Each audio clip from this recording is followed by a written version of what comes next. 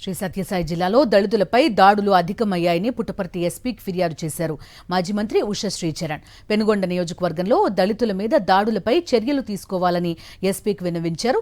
వైఎస్ఆర్సీపీ మాజీ కౌన్సిలర్ శ్రీనివాసులపై మంత్రి సవిత అనుచరులు దాడి చేయడం అమానుషమన్నారు.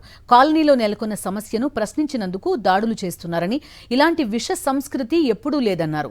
కూటమి ప్రభుత్వం అధికారంలోకి వచ్చాక టీడీపీ నేతల అరాచకాలు పెరిగిపోయాయని, వీటిని అరికట్టాలని అన్నారు.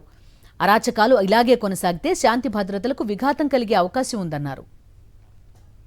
పెనుగొండలో సవితమ్మదైతే రిపబ్లిక్ ఆఫ్ పెనుగొండ అనగా ఏదైనా అభివృద్ధి గురించి ఆమె మాట్లాడుతూ ఉంటుంది.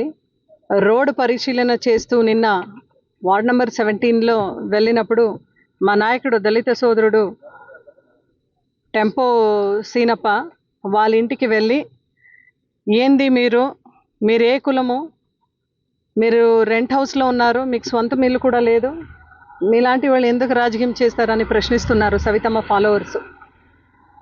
ఈరోజు సవితమ్మ ఫాలోవర్స్ అందరికీ కూడా ఒకటే మాట అడుగుతున్నాం. అంటే దళితులు అంటే అంత చులకంగా కనిపిస్తున్నారా మీకు?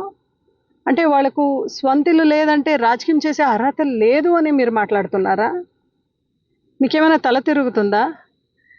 ఈరోజు పెనుగొండలో ఎప్పుడు కూడా ప్రశాంతంగా వాతావరణం ఉండేది. సవిత, నిన్ను ప్రశ్నిస్తే ఎలాగో నువ్వు మాట్లాడవు, ఎలాగో నువ్వు 4-5 బచ్చా వాళ్ళని పెట్టి ఏదేదో నువ్వు ప్రెస్ మీట్ ద్వారా చెప్పుకోకుండా నీ నోరు కట్టేసుకుంటూ మళ్ళీ వేరే వాళ్ళతో మాట్లాడించే అలవాటు ఇప్పుడు కూడా ఎందుకు దళితులపైన నువ్వు దాడికి దిగుతున్నావు?